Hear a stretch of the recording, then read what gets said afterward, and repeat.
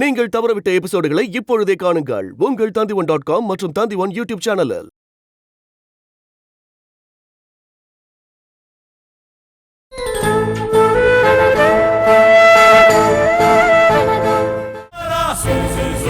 மதுரையில தானே என்ன அரெஸ்ட் பண்ணீங்க டிஜிபி மேடம்? ஆமா. என்ன அரெஸ்ட் பண்றதுக்காகவே மதுரைக்கு வந்தீங்களா? இல்ல. பின்ன ஏன் மதுரைக்கு வந்தீங்க? ஒரு குற்றவாளி அரெஸ்ட் பண்றதுக்கு வந்தேன். அந்த குற்றவாளி யாரு, என்ன தப்பு பண்ணிருக்காரு, அத கோர்ட்டுக்கு சொல்லுங்க. டாக்டர் வசந்த் கொலை கேஸ்ல போஸ்ட்மார்ட்டம் ரிப்போர்ட்டை மாத்தி எழுதுனதுக்காக அரெஸ்ட் பண்ணோம்.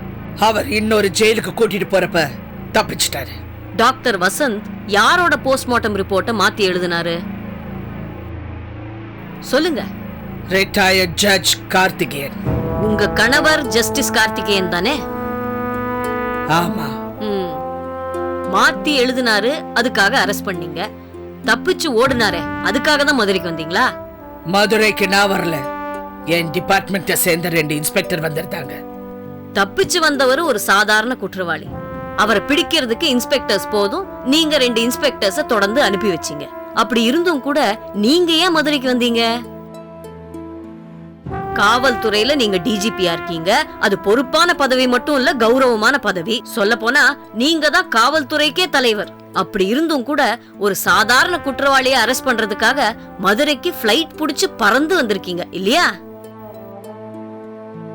ஐயா, போலீஸ் கிட்டேந்து தப்பிச்ச டாக்டர் வசந்த் என் தங்கச்சியோட ஃப்ரெண்டு. மதுரைக்கு வந்தாரு, என் தங்கச்சிய பார்த்தாரு, எங்க கிட்ட பாதுகாப்பு கேட்டாரு. நான் சட்டத்தை மதிக்கிறவங்க ஐயா, அதனால போலீஸ் கிட்ட சரண்டர் ஆயிடுன்னு டாக்டர் வசந்த் கிட்ட சொன்னேன். அவரும் அதே மாதிரி சரண்டர் ஆயிட்டார். டாக்டர் வசந்த் எங்க குடும்பத்தோட பழக்கம் வச்சிருக்கிறதுனாலயே எங்களுக்கும் கார்த்திகேயன் கொலைக்கும் சம்பந்தம் இருக்கிறதா நினைச்சுக்கிட்டு டிஜிபி அம்மா சென்னையில இருந்து மதுரைக்கு பறந்து வந்திருக்காங்க. சுயநலம், தான் புருஷனை கொலை பண்ணவங்கள தண்டிக்கணும்ன்ற வேகம். அதனால டிஜிபி அம்மா தான் டிஜிபின்றதையே மறந்து ஒரு சாதாரண இன்ஸ்பெக்டர் பண்ற வேலையை மதுரைக்கு வந்து பண்ணிருக்காங்க. ஒரு குற்றவாளியை டிஜிபி போய் அரெஸ்ட் பண்ண கூடாதா? தப்பிச்சு போன சாதாரண குற்றவாளியை பிடிக்கிறதுக்கு டிஜிபி அம்மா வேற ஏதாவது கேஸ்ல வேற ஏதாவது ஊருக்கு இந்த மாதிரி போயிருக்காங்களா? ஐயா, அது அவங்க வேலையே இல்ல. தான் புருஷனை கொலை பண்ணவனை பிடிக்க முடியலையேன்ற ஆத்திரம் கண்ணை மறைக்கும் சொல்லுவாங்க இல்லையா? டிஜிபி அம்மா கண்ணை ஆத்திரம் மறைச்சிருச்சு, அதான் மதுரைக்கு வந்திருக்காங்க. ஐயா, ஜஸ்டிஸ் கார்த்திகேயன் கொலைக்கும் எங்களுக்கும் எந்த சம்பந்தமும் இல்லன்றத தெளிவா நான் சொல்லிட்டேன். ஆனா இவங்க கேட்க மாட்டேங்கிறாங்க. ஒரு குற்றவாளிக்கு 1000 நண்பர்கள் இருப்பாங்க, சொந்தங்கள் இருக்கும். அவங்க செய்யற தப்புக்காக சொந்தக்காரங்க எல்லாரையும் அரெஸ்ட் பண்ணுவாங்க. உண்மையான குற்றவாளிகளை கண்டுபிடிக்க வேண்டிய கடமை போலீஸுக்கு இருக்கு. விசாரணைக்காக சொந்தக்காரங்களை அரெஸ்ட் பண்றதும் விசாரிக்கிறதும் நடைமுறையில சாத்தியம் தானே? சாத்தியம்தான் பிபி ஐயா, சாத்தியம்தான்.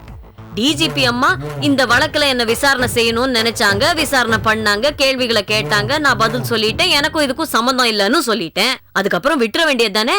என்னோட ஆள் ஒருத்தனை பிடிச்சு வேற ஒரு பொய் கேஸ் என் மேல ஜோடிக்க ஏன் நினைக்கணும்?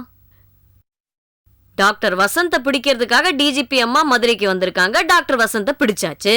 அவர் சொன்னாரா எனக்கும் ஜஸ்டிஸ் கார்த்திகேயன் கொலைக்கும் சம்பந்தம் இருக்குன்னு? அவர் அப்படி வாக்குமூலம் கொடுத்திருந்தாருன்னா என்ன அரெஸ்ட் பண்ணி விசாரணை பண்றதுல அர்த்தம் இருக்கு. அப்படி சொல்லலன்னா கூட என்ன ஏன் அரெஸ்ட் பண்ணாங்க? ஐயா, நான் சட்டம் படிச்சதுனாலேயே மதிக்கிறவ. இவங்க என் மேல போய் கேஸ் போட்டிருக்காங்க. அப்படி இருந்தும் கூட நான் சட்டத்தை மதிக்கிறதுனால இவங்க கேஸுக்கு எல்லா ஒத்துழைப்பையும் கொடுக்க நான் தயாரா இருக்கேன். இவங்க விசாரணைக்குன்னு எப்போ போலீஸ் ஸ்டேஷன் கூப்பிட்டாலும் நான் போக தயாரா இருக்கேன். எனக்கு அப்பா இல்லைங்க ஐயா, வீட்டுல அம்மாவும் 2 தங்கச்சிங்களும் இருக்காங்க. நான் அரெஸ்ட் ஆனதுல இருந்து அவங்க எல்லாம் பதறி போய் பாதுகாப்பு இல்லாம இருக்காங்க. அதனால எனக்கு பெயில் வழங்குமாறு நான் கேட்டுக்கிறேன் your honour. That's all.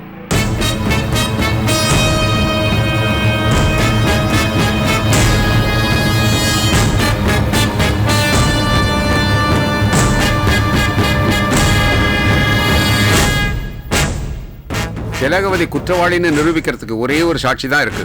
Police அவரை மிரட்டி எழுதி வாங்கினதா திலகவதி சொல்றாங்க. அந்த சாட்சியை நீங்க ஆஜர்படுத்தியிருந்தா உண்மை தெரிஞ்சிருக்கும். திலகவதி சட்டத்தை மதிக்கிறதாகவும் விசாரணைக்கு ஒத்துழைப்பதாகவும் சொல்றாங்க. அதனால அவர் பெயில் பெட்டிஷனை ஏத்துக்கிட்டு அவருக்கு பெயில் கொடுத்து உத்தரவிடுகிறேன்.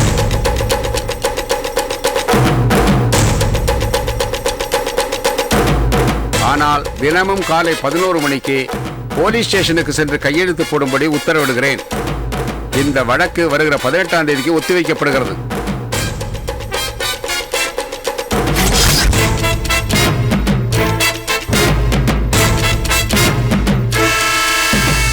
Court is adjourned.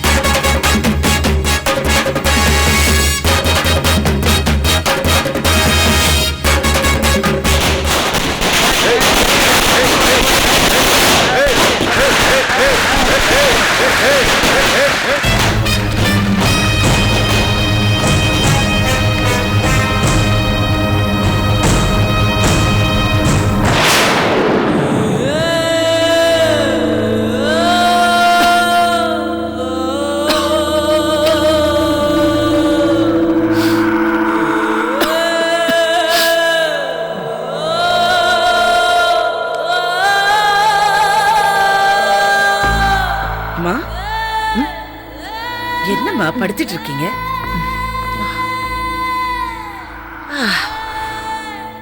என்னாச்சு? என்னமோ உடம்பே சரியில்லைம்மா. இப்படி சாப்பிடாம இருந்தீங்கன்னா இப்படிதான். முதல்ல வாங்க சாப்பிடலாம். சாப்பிட முடியல, சாப்பிடணும்னு தோணல, ஒண்ணுமே முடியலம்மா. ஜுரமும் இல்லையே, என்ன பண்ணுது தெரியல. சரி வாங்க முதல்ல டாக்டரை போய் பார்க்கலாம். டாக்டர்லாம் வேண்டாம்மா. என்னம்மா இது, உடம்பு சரியில்லைங்கிறீங்க, டாக்டரை பார்க்க மாட்டேங்கிறீங்க. மா, உங்களுக்கு பிரசவம் பார்க்க தெரிஞ்ச அளவுக்கு உங்க உடம்ப பார்த்துக்க தெரியல. செல்வி, நான் டாக்டர் தானே, எனக்கு தெரியும். அதெல்லாம் நத்திங். இது பாரு, பத்திரிக்கை எல்லாருக்கும் கொடுத்து முடிச்சாச்சா? நான் கொடுத்துக்கிட்டே இருக்கேம்மா, முடிச்சிடுவேன். எல்லாருக்கும் பத்திரிக்கை வச்சுட்டேன். உங்க சார மறந்துட்டே செல்வி. என்னன்னு சொல்ல தெரியல, ஆனா அவர் என் பக்கத்துல இருக்கணும் போல இருக்கு செல்வி.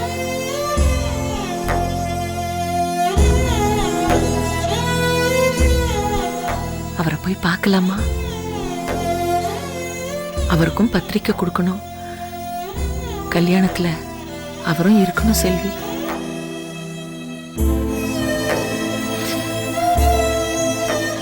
அவரை எப்படியாவது வெளியில கொண்டு வரணுமா? ஏம்மா, ஜெயிலுக்கு போய் அவரை பார்க்கலாமாம்மா? பார்க்கலாம்.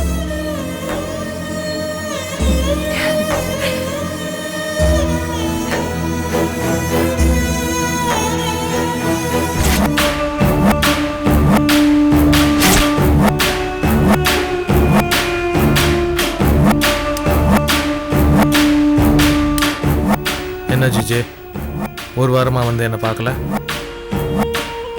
என் பொண்ணு ஐஸ்வர்யாக்கு கல்யாணம் ஆமா சார். எல்லா வேலையும் நானே பார்க்க வேண்டியிருக்கு. நடுவில் நீங்க கொடுத்த வேலை, எப்படி வர முடியும்? சரோஜினி எப்படி இருக்கா?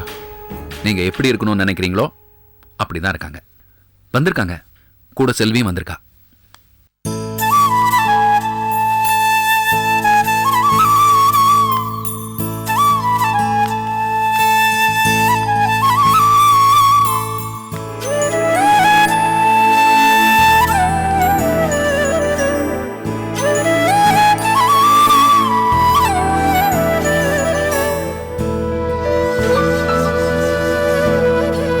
எப்படி இருக்க சரோஜினி? நீங்க எப்படி இருக்கீங்க? நீ எப்படி இருக்கேன்னு கேட்டேன்.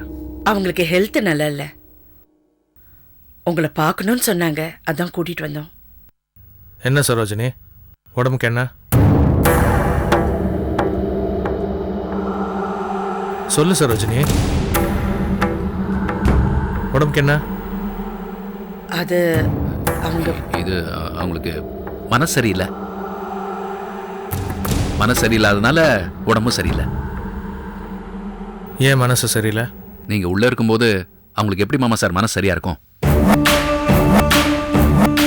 நான் சொன்ன மாதிரி சரோஜினியை நல்லா கவனிச்சுக்கிறீங்களா? நல்லா கவனிச்சிட்டு இருக்கேன் மாமா சார். நீங்க வேணா கேட்டு பாருங்க. என் பொண்ணு ஐஸ்வர்யாவுக்கு கல்யாணம். சொந்தம் எல்லாம் வீட்டில் வந்து இருக்காங்க. அந்த நேரத்தில் நீங்களும் அம்மா சொல்லுங்கம்மா. செல்வி உங்க இப்போ அவ வீட்டு கல்யாணத்துல நீங்க அவசியம் இருக்கணுங்க. மாமா சார், நீங்க அத்தை கூட கல்யாணத்துல இருக்கணும்னு சொல்றாங்க. நீங்க வெயில்ல வெளியே வரணும்னு சொல்றாங்க மாமா சார்.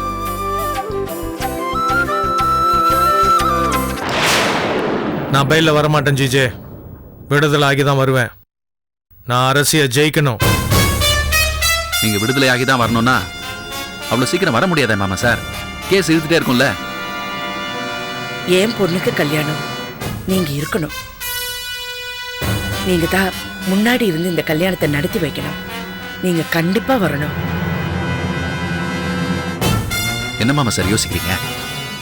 நீங்க வெயில்ல வர்றதுனால அத்தை மேடத்துக்கிட்ட தோத்த மாதிரி ஆயிடாது. இப்போ ஒரு படம் வருதுன்னு வச்சுங்க, அதுக்கு முன்னாடி ட்ரெய்லர் போடுவாங்கல்ல, அதே மாதிரி தான் நீங்க வெயில்ல வர்றது ட்ரெய்லர் மாதிரி.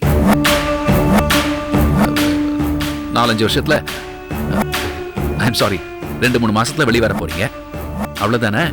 அதைத்தான் சொல்றேன். அதனால நீங்க இப்ப வெயில்ல வரலாமாமா சார்? விடுதலையாகித்தான் வெளியே வருவீங்கன்னு சொன்னீங்கன்னா எங்களுக்குலாம் வேதனையா இருக்கும் மாமா சார். கல்யாணத்துல எல்லாரும் இருந்து நீங்க இல்லைன்னா அவங்க எப்படி சந்தோஷமா இருக்க முடியும்?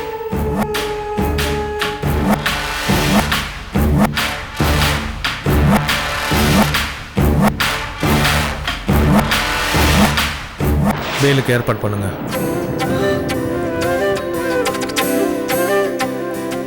அது உடனே ஏற்பாடு பண்றேன் மாமா சார். ஆனா மாமா சார், நீங்க வெயில்ல வெளியே வந்தீங்கன்னா நிறைய பேர் ஷாக் ஆயிடுவாங்க. சரி, போயிட்டு வாங்க. வரேன் மாமா சார்.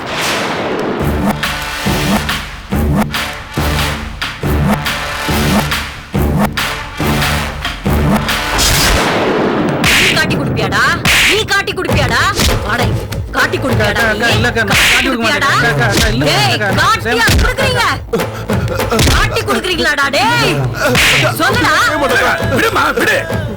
ஏன் இந்த மாதிரி நடந்துக்கிற? கூட பிறந்த தம்பிங்க மாதிரி நினைச்சிருந்தேன் இவங்கள. இவங்க குடும்பத்துக்காக என்னெல்லாம் செஞ்சிருப்பேன். காட்டி கொடுத்துட்டானே. டேய், காட்டியா கொடுக்குறீங்க?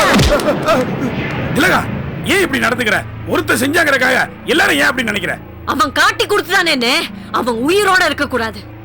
இவங்கெல்லாம் விட்டி போட்டவரை காட்டி கொடுக்க மாட்டாங்கம்மா. காட்டி கொடுத்த எட்டப்பன் எவனும் உயிரோட இருக்க கூடாதுன்னு. எவனும் உயிரோட இருக்க கூடாது. அவன் ஜெயிலே சாவணும்னே. திலகா, நான் சொல்றத கொஞ்சம் கேளு. ஏன் இந்த மாதிரி பிடிவாதம் பண்ற? நீங்க சமாதானம் பண்ண வராதீங்கண்ணே. நீங்க என்ன சொன்னாலும் நான் சமாதானம் ஆக மாட்டேன். அவன் சாகணும், ஜெயிலே சாகணும். போங்க, அந்த ஜெயில பத்தின எல்லா டீடைல்ஸையும் கலெக்ட் பண்ணுங்க. அந்த ஜெயிலர் எப்படி, வாங்குறவனா இல்ல நேர்மையானவனா? அந்த ஜெயில யாரெல்லாம் வேலை பாக்குறாங்க, ஹாஸ்பிட்டல்ல யாரெல்லாம் வேலை பாக்குறாங்க, அந்த அரசு எப்போ வரா எப்போ போறா, எல்லா டீடைல்ஸும் எனக்கு தெரியணும். எல்லாத்தையும் சேகரிச்சுட்டு வாங்க. எல்லாத்தையும் நான் விசாரிக்கிறேம்மா. போங்க, முதல்ல அந்த வேலையை பாருங்க. போங்க, அவன் சாகணும். அவன் சாகணும். சரிம்மா, நான் பாத்துக்கிறேன்.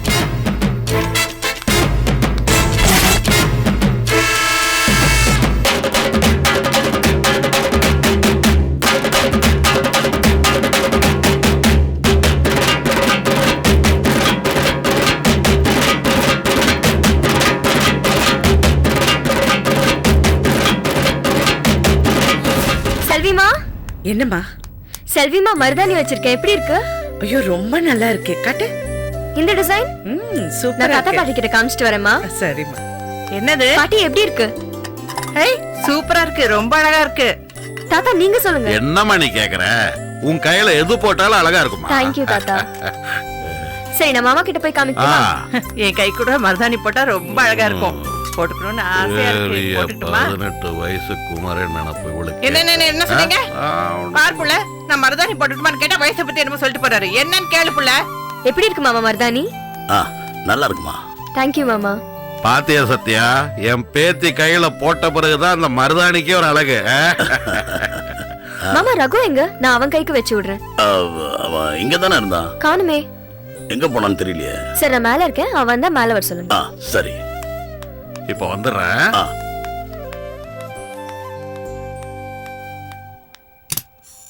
ரகு எங்க போயிருப்பான்? ரகு ரகு ரகு ரகு ரகு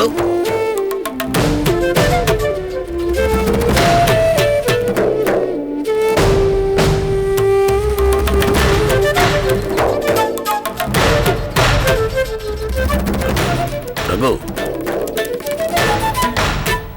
தனியா என்ன பண்ணிட்டு இருக்க? மருதாணி வச்சு ஐஸ்வர்யா உன்னை தேடிக்கிட்டு இருந்தாப்பா. மருதாணி வேண்டாம்ப்பா. டேய், மாமா பொண்ணு கல்யாணம், அங்க எல்லாரும் சந்தோஷமா இருக்காங்க, நீயும் அதுல கலந்துக்கணும் இல்லையா? மனசே சரியில்லைப்பா, சந்தோஷமாவே இல்லப்பா. என்னப்பா பெரிய மனுஷன் மாதிரி பேசிட்டு இருக்க? ஏன் மனம் சரியில்லை? நான் உன்னை கேட்பேன், சொல்லுவீங்களாப்பா? தாராளமா கேளுப்பா. அம்மாவுக்கு பிறந்த குழந்தை உங்க குழந்தையாப்பா?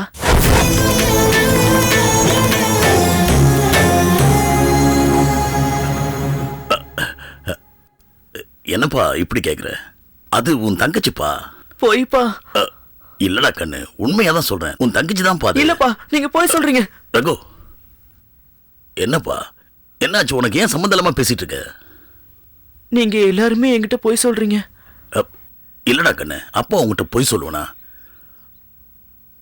அம்மாவுக்கு பிறந்த குழந்தை உனக்கு தங்கச்சி தானடா? இல்லப்பா, நீங்க போய் சொல்றீங்க. நீங்க வெளிநாட்டுல இருந்ததா அம்மா சொன்னதும் போய் நீங்க ஜெயில தானே இருந்தீங்க.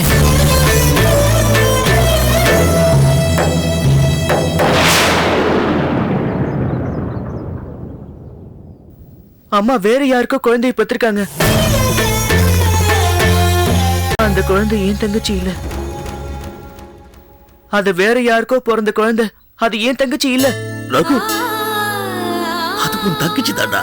ஏன்பா எல்லாரும் சேர்ந்து நீ ஏமாத்துறீங்க? சொல்லுங்கப்பா, அம்மா தப்பானவங்களா? ரகு, எனக்கு கண்ணு தெரியாதேங்கிறதுக்காக எதுவுமே தெரியாதுன்னு நினைச்சிட்டு இருக்கீங்களா? நீங்களும் என்ன ஏமாத்துறீங்கப்பா. சொல்லுங்கப்பா, அம்மா தப்பானவங்களா? இல்லடா, நான் ஏன்டா கண்ணு உன்னை ஏமாத்த போறேன்? அம்மா ரொம்ப நல்லவங்கடா, சத்தியமா நல்லவங்கடா. எனக்கு தெரியும்பா, அம்மா நல்லவங்களா இருப்போம். ரகு, அப்படிலாம். அப்பா, செல்வி அத்தைகிட்ட தங்கம் பாட்டி பேசினது நான் கேட்டேன்ப்பா.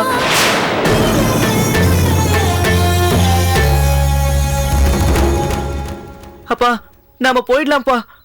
கல்யாணம் முடிஞ்சதும் போயிடலாம்ப்பா. அம்மாவை விட்டுட்டு நம்ம போயிடலாம்ப்பா. நாம மட்டும் தனியா போயிடலாம்ப்பா. அம்மாவை பத்தி மா, தொடாதம்மா. புதுசா ஒரு குழந்தையை பெத்து வச்சிருக்கல, அத போய் கொஞ்சம் போ. தள்ளுமா.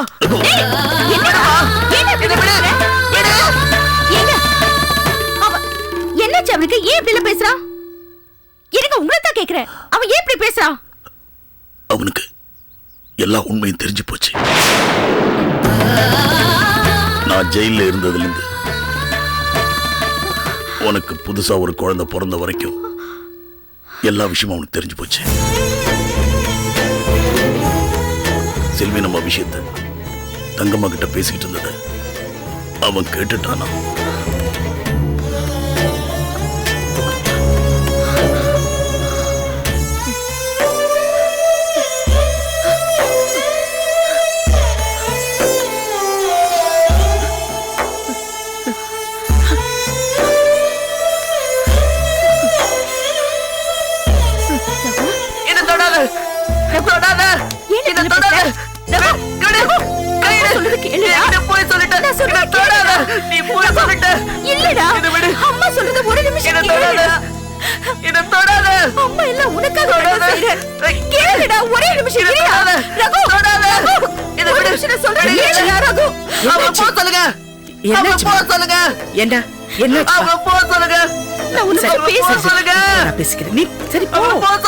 சரிப்பா, அவங்க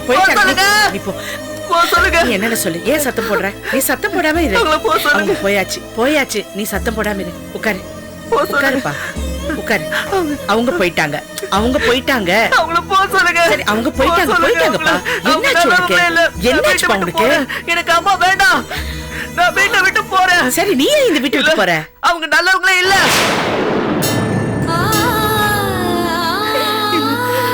யார் சொன்னா அவங்க நல்லவங்க இல்லைன்னு? எனக்கு தெரியும். இந்த பாரு, உன்னை வளர்க்கறதுக்கு அவங்க எவ்வளவு கஷ்டப்பட்டிருக்காங்க.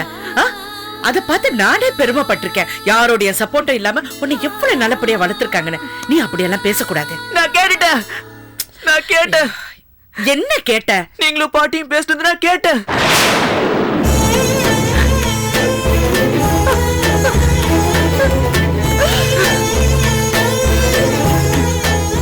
எனக்கு எங்க அம்மா வேண்டாம். நான் போறேன்.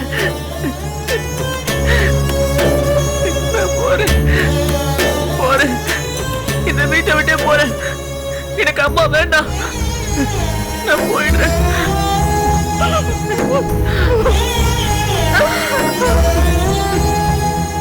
சரி சரி, அவங்க பண்ணது தப்பு இல்லப்பா.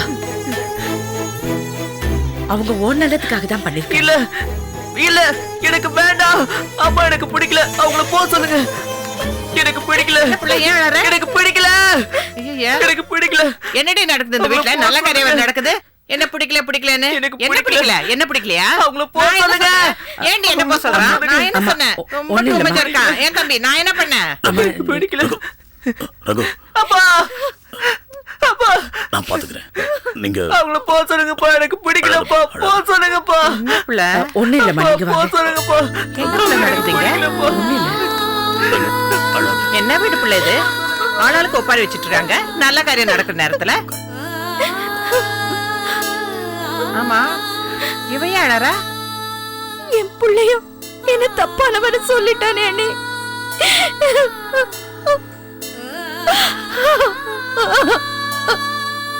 அழாத புள்ள, என்ன நடந்தது? அம்மா, நாம பேசிட்டு இருந்தத அவன் கேட்டுட்டான். அதான் பெரிய பிரச்சனை ஆயிடுச்சு. அப்படியா? இது பாரு புள்ள, நம்ம தனியா தானே போய் பேசணும். இவன் ஏன் வந்து ஒட்டு கேக்குறான்? இது டூ மச்சா தெரியல. சரிம்மா, விட்டுடுங்க. ரஞ்சினி, விட்டுடுமா. அண்ணி, நான் தப்பானவ இல்லைன்னு அவனுக்கு புரிய வைங்க.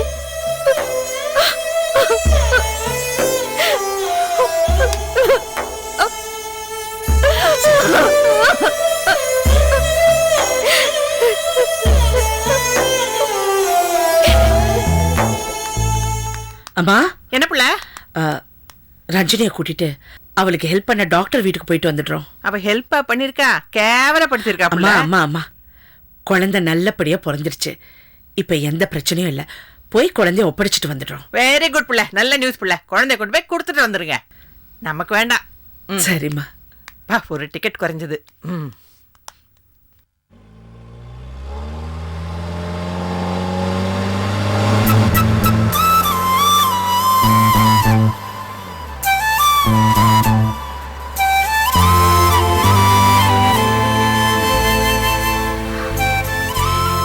இன்னைக்குதான் நான் ரொம்ப சந்தோஷமா இருக்கேன்.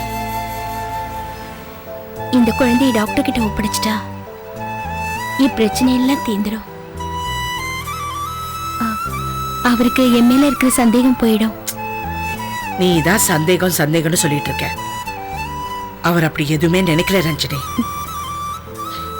இல்ல, நீ குழந்தை பிறக்கிற வரைக்கும் நான் அவர்கிட்ட உண்மையை மறைச்சது என் மனசு ரொம்ப உறுத்திக்கிட்டே இருந்தது. ரஞ்சினி, டாக்டர் சொல்லி நம்பணுங்கிறதுக்காக நான் இப்ப வரல. நீ என்ன வற்புறுத்தி கூப்பிட்ட ஒரே காரணத்துக்காக தான் நான் வரேன். அதை முதல்ல புரிஞ்சுக்கோ. இல்லைங்க, என்னாலதான் ரஞ்சினி, இன்னையோட உன் பிரச்சனை எல்லாமே முடிச்சு.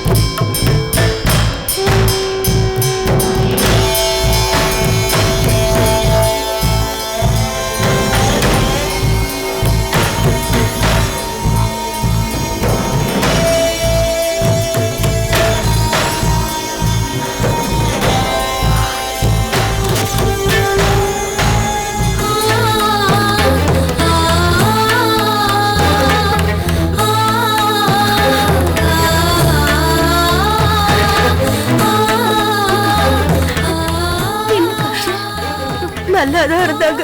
திடீர்னு நேத்து ராத்திரி நெஞ்சு வலிக்குதுன்னு மாத்திரை போட்டு படுத்தாங்க. தூக்கத்திலேயே இறந்துட்டாங்க.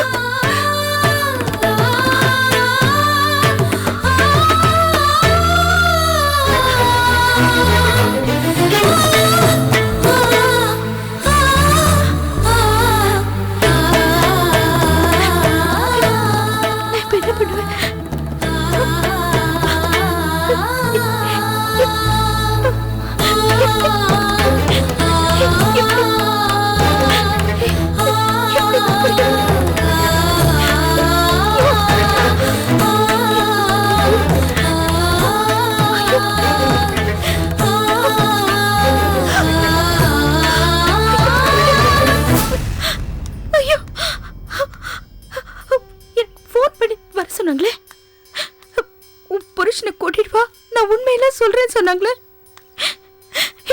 இப்படி இப்படி யார்கிட்டயும் சொல்லாம போயிட்டீங்களே. நான் என்ன பண்ணுவேன்? நான் தப்பானவ இல்லைன்னு உங்களுக்கு மட்டும் தானே தெரியும். நீங்க சொன்னதுன்னா மத்தவங்க எல்லாரும் என்ன நம்புவாங்க. நான் என்ன பண்ணுவேன்? 10 மாசம் நான் பட்ட வேதனை எல்லாம் என்னையோட முடிஞ்சதுன்னு நினைச்சா என் வேதனை தீக்காம போயிட்டாங்களே. நீ என் புருஷன் வந்திருக்காரு, அவர்கிட்ட நான் தப்பானவ இல்லைன்னு சொல்லணும். என் மகனையும் நம்ப வைக்கணும். எப்படி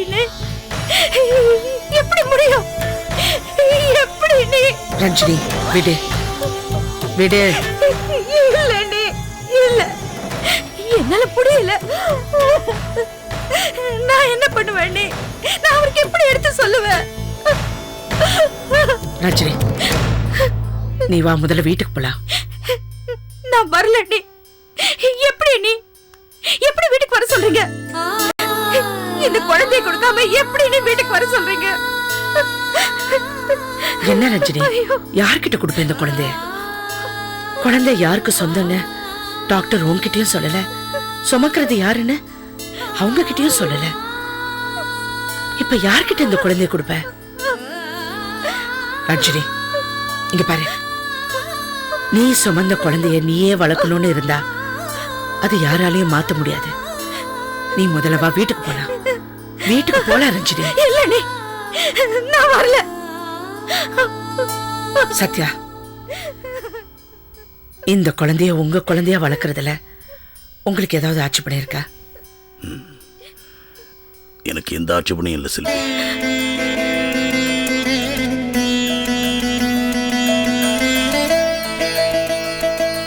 ரஞ்சனி வா, நம்ம வீட்டுக்கு போலாம். வா ரஞ்சினி போலாம்.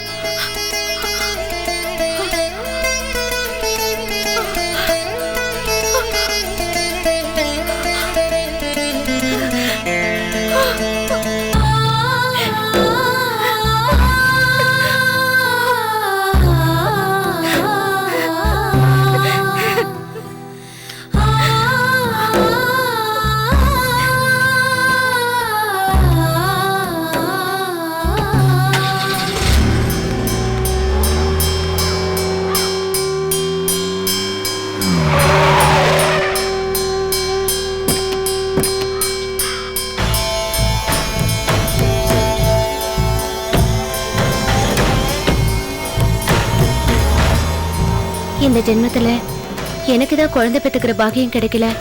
டாக்டர் ஏற்பாடு பண்ண குழந்தையாவது கிடைக்கணும். கடவுளே, கடவுளே, எனக்கு இந்த நிலைமையா?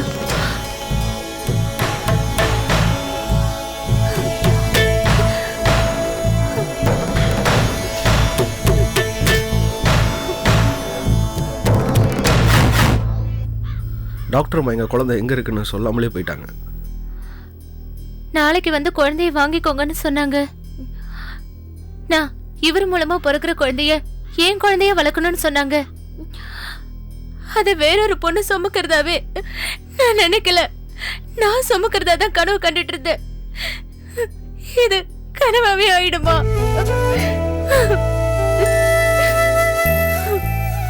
குழந்தை எங்க இருக்கு இப்ப எப்படி கண்டுபிடிக்கிறது? இப்போ நீங்க அந்த டாக்டர் கூட இருந்தவங்க தானே? உங்களுக்கு தெரியுமே, சொல்லுங்க. தெரியாதுமா. எங்க கிட்ட எல்லாம் சொல்ல மாட்டாங்கம்மா, சீக்கிரட்டா வச்சுப்பாங்க. எப்படிமா கூடயே இருக்கீங்க தெரியாதுன்னு சொல்றீங்க? சார் உண்மையை தான் சார் சொல்றேன். இந்த மாதிரி விஷயங்கள்லாம் யார்கிட்டயும் சொல்ல மாட்டாங்க.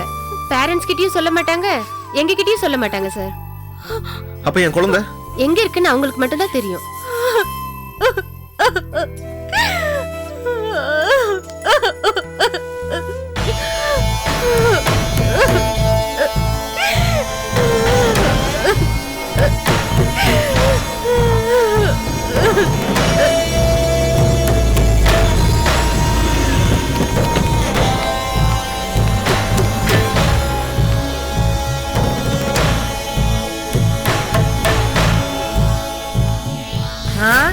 என்ன புள்ள, வாடகை குழந்தை மறுபடியும் தூக்கிட்டு வந்துட்டீங்க?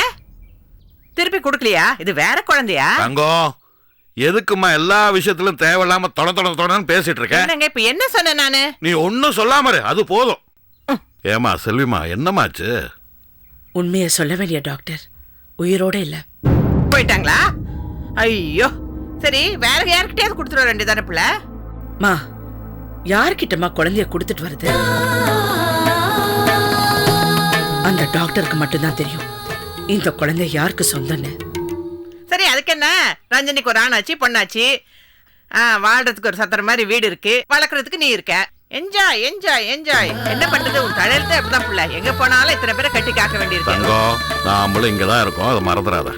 ரொம்ப டூ மச்சா பேசாதீங்க. இது என் பொண்ணு செல்வி வீடு. இனிமே நாங்க யாருக்கு சுமையா இருக்க மாட்டோம். ஐஸ்வர்யா கல்யாணம் முடிஞ்ச உடனே நான் என் பொண்டாட்டி பிள்ளைங்களை கூட்டிட்டு போயிடுறேன். ஐயோ, நான் ஒன்னும் சொல்லப்பா.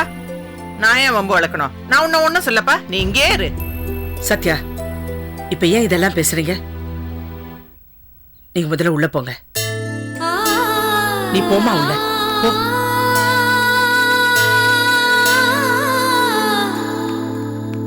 நான் என்ன புள்ள சொன்னேன்? ஏன் எல்லாரும் இப்படி பண்றீங்க? இந்த பேர ஒண்ணு மட்டும் புரிஞ்சுக்கோ, நான் ஒரு உண்மையை சொன்னேன், அதனால எல்லாமே கரெக்ட் ஆச்சு. குழந்தைய வீட்டுக்கு வந்துருச்சுல.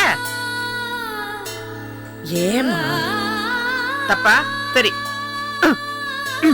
நான் எதுவுமே பேசல. எனக்கு எதுவும் வேணாம் சாமி, என்ன விடுங்க. எது சொன்னாலும் தப்பு.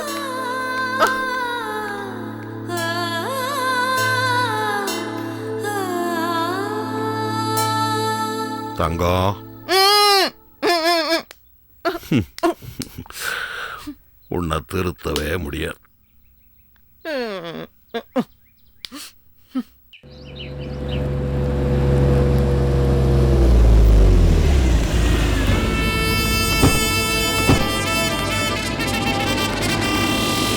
வாங்க சார்.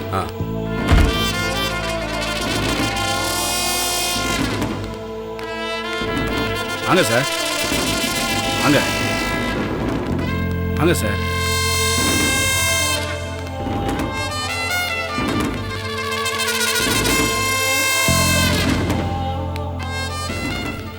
இவர்தாம்மா ஜெயிலர் குணசேகரன். வணக்கம்மா. என்ன சாப்பிடுறீங்க? அதெல்லாம் ஒண்ணு வேண்டாமா, ஐயா வரும்போது வாங்கி கொடுத்தா கூட்டு வந்தாரு. எல்லாம் சொல்லிட்டீங்களாண்ணே? எல்லா விஷயமும் சொல்லிட்டோமா? எல்லாம் சொல்லிட்டாருமா. நானும் மதுரை பக்கம் தான், மேலூர். ஊர் பாசத்துல தான் வந்தீங்களோ? ஆமாம்மா, ஜெயில் எனக்கு வீடு மாதிரி. உங்களுக்கு என்ன வேணும்னு சொல்லுங்க, நான் பண்ணி தரேம்மா. பண்ணி கொடுங்க. ஆனா நீங்க இங்க வந்துட்டு போனது யாருக்கும் தெரியக்கூடாது. கண்டிப்பா தெரியாதுமா. எப்போ எப்படின்னு சொன்னீங்கன்னா முடிச்சு கொடுக்கறதுக்கு உள்ளே ஆள் இருக்கு, ஏற்பாடு பண்ணி கொடுத்துறேன். சொல்லி அனுப்புறேன். ரவி என்கிட்ட பேசிட்டு சொல்லி அனுப்புறேன். சரி, நான் வரேம்மா. என்னம்மா? அவரை கவனிச்சு அனுப்புங்க. சரிம்மா.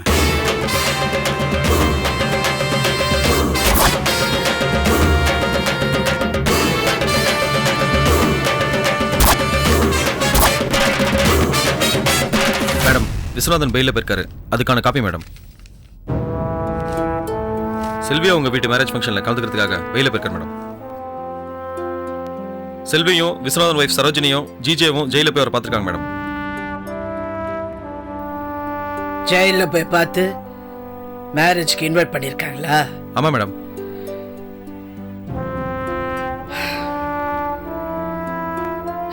விஸ்வநாதன் மறுபடியும் ஜெயிலுக்கு வர வரைக்கும் அவன் மேல ஒரு கண் இருக்கட்டும். விஸ்வநாதன் செல்வி வீட்டில் தான் இருக்காராம். மேரேஜ் முடிவு வரைக்கும் அவர் அங்கதான் தங்க வரோம். ஓ, செல்வி வீட்லயே தங்க போறாரா? ஆமா மேடம். செல்வி கூப்பிட்டதுனால அந்த மேரேஜுக்கு போலான்னு இருந்தேன். விஸ்வநாதன் அந்த கல்யாணத்துல கலந்துக்கிறாருனா அப்ப நான் அங்க போறது அவ்வளவு நல்லா இருக்காது. எல்லா கிரிமினல்ஸா சேர்ந்து அந்த கல்யாணத்தை நடத்துற மாதிரி ஆயிடுச்சு. அப்புறம் ஒரு ஸ்கூல் ஃபங்க்ஷன் கேட்டிருந்தாங்க, நான் வர முடியாதுன்னு சொன்னேன். அந்த ஃபங்க்ஷனுக்கு நான் வரேன்னு சொல்லுங்க, அதே டேட்டு தான். Okay madam.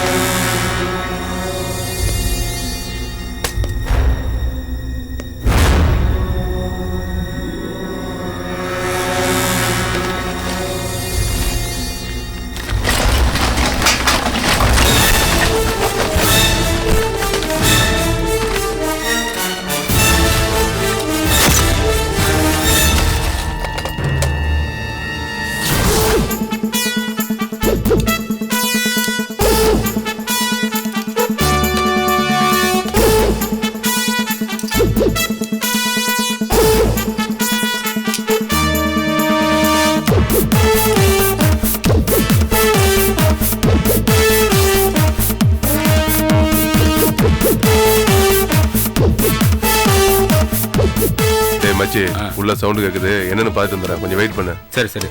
காடகரை எடுத்துறாத. அதெல்லாம் எடுக்க மாட்டேன்டா.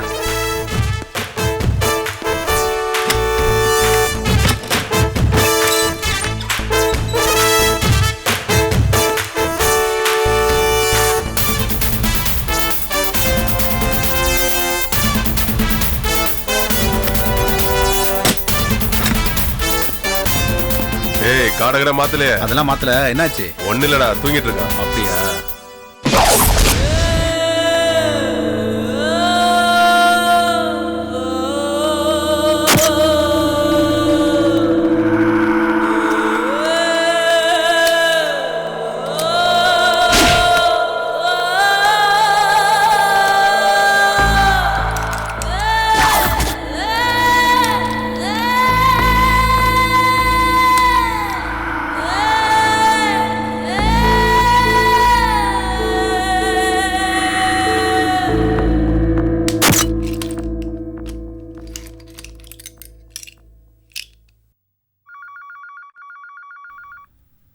நல்ல தம்பி பேசுறேன். அதெல்லாம் அப்புறம் சொல்றேன். முதல்ல இந்த ஃபோன் நம்பரை வச்சு இந்த அட்ரஸ் ட்ரேஸ் பண்ணுங்க.